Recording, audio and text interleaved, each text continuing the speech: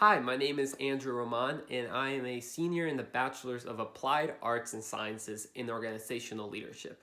I am super excited to finally be graduating from this program, but I'm also very grateful because I've learned a lot. And I've actually been asked for this last class to talk about my leadership journey, and we'll be talking about it in four different ways. First of all, we'll be seeing who I was as a leader before entering the program and what I knew about leadership, or to be honest, what I thought I knew about leadership.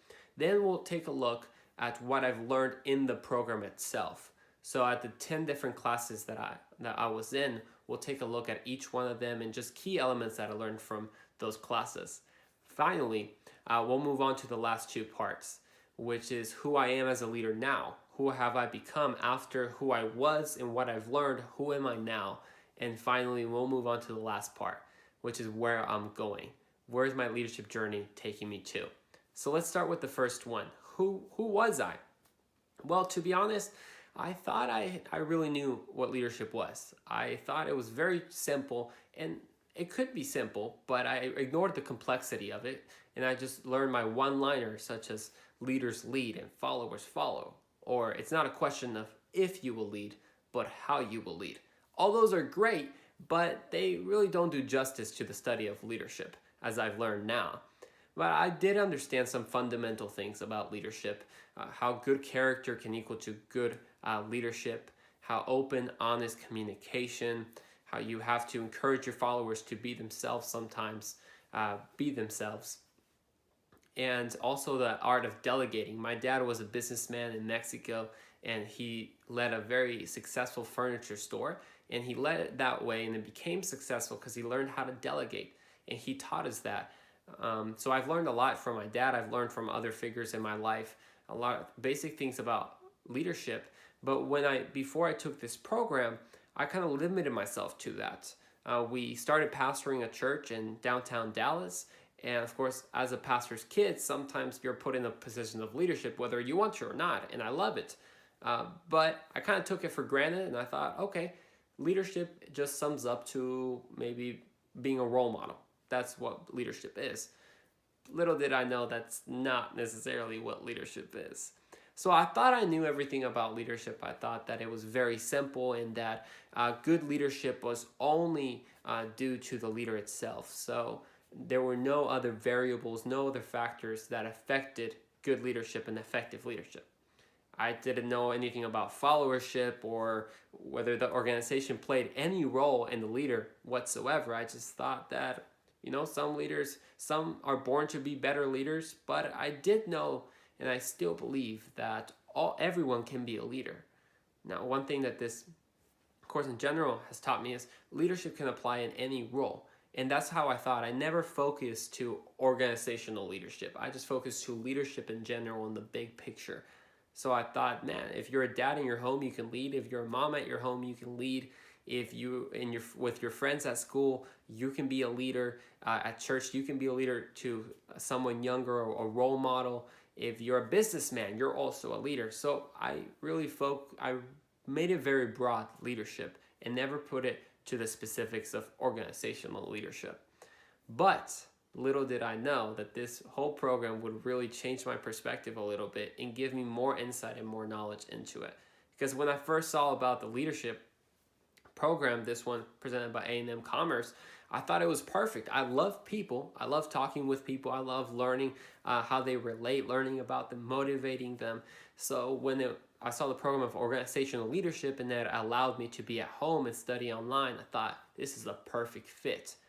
And to be honest, I also thought myself, what is there more to learn about leadership? I think I know it all. Well, little did I actually know that I was going to learn a lot more. And that's exactly what I want to move on to, is what did I learn during these couple years that I've spent in this program. Well, there's 10 main classes, and I'd love to move through each one of them and talk about key factors first. So first of all, issues in organizational leadership was the very first class out of the 10 core ones. Now, this class helped me in taking my leadership role seriously, because when I came into the program, I thought I was analyzing leadership in general. I didn't think that I was analyzing myself as a leader. However, this program really challenged that idea as it analyzed, especially this course, as the main project was questions about me as a leader. What am I doing as a leader to motivate my followers? What am I doing as a leader to give myself more knowledge and more tools to lead other people better? How am I organizing the structure of my company? There are a lot of questions that I had never actually thought about. So this class really challenged me to take my leadership seriously and to focus on how will I become a better leader throughout this program. So it really set the stage, because again, I came in thinking I'm going to learn generally about leaders and about organizations, but this set the stage of I'm going to become a better leader out of this course and out of this program. So the key main thing I got out of Issues in Organizational Leadership was that very thing, is learning to analyze yourself as a leader. Look at the different challenges and issues that can come with a culture clash or with a knowledge clash, thinking that as a leader you know everything and you're just gonna command the people to do things. Learning the difference between being a leader and solely a manager. Those things I didn't really have them clear in my head. However, this class has really helped clear things up and start off for the rest of the 9 classes. The following 2 classes can really be summed up into a couple points. The classes were data-driven decision making, 1 and 2. When I first started these classes, I was not sure what to expect because I'm not a numbers person. I don't necessarily love to do math, although I think I'm generally okay at it. I don't love to do it. However, these classes taught me the importance of data as a leader. See, I thought that data had nothing to do with leadership. However, these classes proved me wrong, because without data, I can't make very good decisions. I can't make informed decisions and the best decisions to move my corporation or my organization forward. This is what both these classes taught me. I was very challenged by the projects of them, working with Excel spreadsheets, something I wasn't familiar with, analyzing and interpreting data of what this meant with specific corporations. So these classes have helped me, and actually every day at work I talk to my supervisor and we look at data and we look at the different reviews. As I work in a hotel, we look at the reviews of the hotel and what we have to improve on. That's all data, and that's exactly what this class helped me, is how to look at the data, interpret it correctly, see its implications of what it means, and adapt to it or move towards a common goal using that information.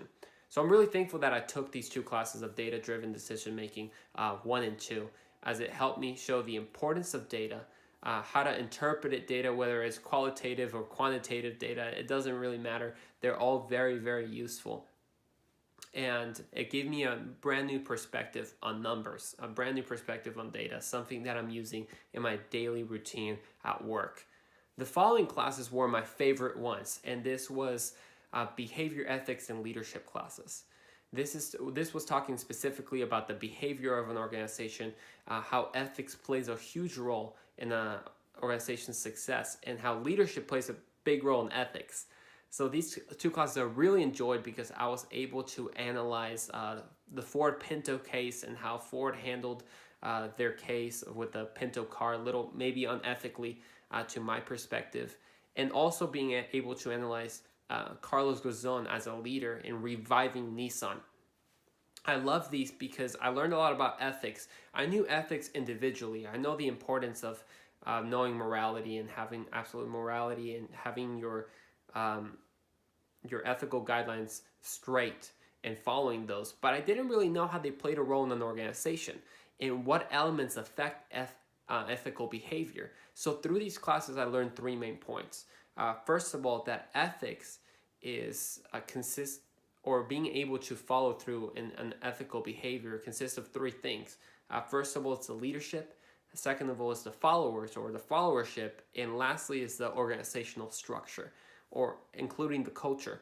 If I learned that if the leaders don't promote ethical behaviors or the leaders don't walk the talk, then it's going to be really hard for the rest of the company to do so, as we've seen in many corporations, and a little bit going with the Ford Pinto, that was clearly seen there. But also, even if the leaders want to do it, but the followers aren't willing to to follow in that ethical guidelines. If the organizational structure does not promote and then control ways to make sure that everyone is acting ethically, it doesn't put specific limitations like, hey, if you do something unethical, I'm sorry, but you're fired, and the culture doesn't promote this, then the whole company won't be ethical. It just won't work. So I really learned a lot about that, and learning how a leader such as Carlos Ghosn can come into an organization and implement a new culture and use the factors that were already in play to his advantage. So there were several things, such behaviors and ethics and leadership. I love those classes because it taught me, again, the importance of leadership and the importance of ethics and what goes into making sure that an organization is ethical, not just within the law, but also morally speaking. The following classes were leadership theory. Now, leadership theory, there were 2 classes as well. I enjoyed them for one very specific reason. It was just hands-on analysis. So I'm a very practical person. So when I was able to analyze my very own organization, meaning the Hilton Hotel that I work in, not too far from my house, that was hands-on because I worked there. I know the strengths, the weaknesses, the opportunities, and threats. So I never knew what a SWOT analysis was, but through this class, I love learning what SWOT. I feel like I'm going to use in just every area of my life, especially as I'm graduating. I can really use that SWOT analysis to see the different opportunities and threats of my future and how my very own strengths and weaknesses. I truly enjoy doing a SWOT analysis. But that's really what I've learned from those 2 classes of leadership theory is one, of course, learning the different theories of leadership and how those play a role in organizing the structure of a company, but specifically how to analyze a company. Because if you don't know the current state of a company, you don't know where you're starting from. And that's what I learned from this is the importance of a meticulous analysis of a company. So not just saying, oh, I think we're pretty good or I think we're struggling. Let's take a look specifically at what we're talking about, whether it be with analysis, whether it be with a pastel analysis, whatever it may be, whatever tools you use, it's super important that we analyze on an organization and how the leader carries the torch in that analysis.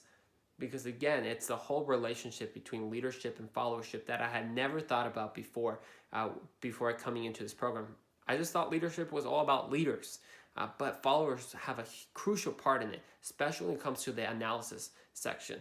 If a company wants to improve, you must see the strengths, the weaknesses, the opportunities, and the threats, and that plays a vital role only when the leaders themselves kind of carry the baton towards that analysis, but also the followers come together and are willing to do that analysis and follow through with the implications of it.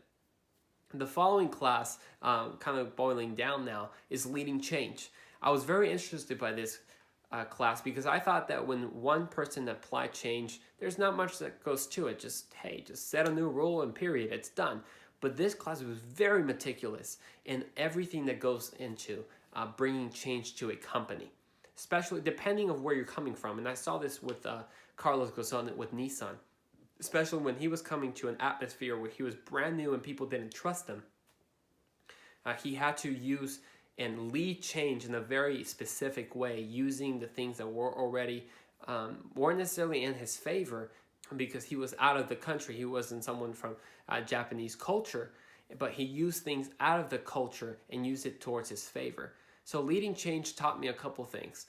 First of all, that change has to come from on top, but it needs to be followed and supported from the bottom. Even if the leaders want to change, but the followers aren't buying the vision, aren't taking the bite, then it's not going to work. Change won't be sustained. So in order to make change sustainable, you have to look at the different challenges that this change comes and how each follower, for example, we had changes in my company with new management. What I believe the leaders did is that they looked at the new management and say, okay, let's see what's going to happen. Well, we have all these employees that have been working with us for many, many years, and they might not be okay with the change. Let's look at the specific obstacles that is going on in their head, and let's address those. So when applying change, what this course really taught me is look at every piece that's going on in the change, talk to the appropriate departments when applying change, and don't just, as a leader, don't go autocratic and just start applying change, and no matter whoever or whatever other opinions are there. And this final class of Capstone 1 really brought everything together and brought things to life. And that's what I loved about it. Is because interviewing two leaders, I was able to see everything that I learned in these previous classes come to life in how it meant in the daily world as a leader. So what I've truly learned about those classes is that to be effective as a leader, you have to be willing to change your leadership styles. That's what I saw with Mr. Bolden from Weir's Furniture, or Miss Bishop from, I believe it's Bishop Realty Group. What I learned from them is that you have to be able to be flexible with your own leadership style, depending on who you're leading, what the circumstance is. And this was truly new to me, as I thought that as a leader, you just have the one perfect leadership style and you're good to go. But this taught me you have to be pretty flexible when it comes to leading. All in all these classes truly taught me and shaped who I am now as a leader. I believe now I have many more tools to go out and lead an organization, especially as I'm graduating. I don't know what new opportunities are going to come in the future, but I'm excited because now not only do I have a foundation, but I've built upon that foundation that I had from the beginning. I've built upon it with better tools, with more knowledge than I thought I was going to gain. I can now take a bigger overview at an organization and see, okay, as a leader, I want to make this, let's see how it affects the organization. Instead of thinking leadership is all about leaders and no one else, I was completely wrong. These whole courses have taught me something different. So I'm super grateful for this course. I'm super grateful for this program, what it's taught me, and I'm excited for what the future may bring. I believe that I'm planning to go further into the ministry of our church, maybe take a more official leadership position there as one of the leaders in the children's ministry and in the youth ministry. And using all this knowledge, I'll be able to actually lead correctly. Not just think about myself as a leader, but think about my followers. Think about open communication, how to structure our youth group, how to structure our children's ministry. So I'm extremely excited of what the future may hold. I do hope one day to start my own nonprofit organization, which all this knowledge will truly help me in making it successful. I believe it will be a global organization, even more the responsibility of structuring it correctly so it can be a healthy organization. So again, I'm super thankful for this opportunity. Thank you to all my instructors. Thank you to you, Dr. Tan, for all your helpful feedback during these last essays, during these last classes. I'm extremely excited of what I've learned and what the future holds. Thank you very much.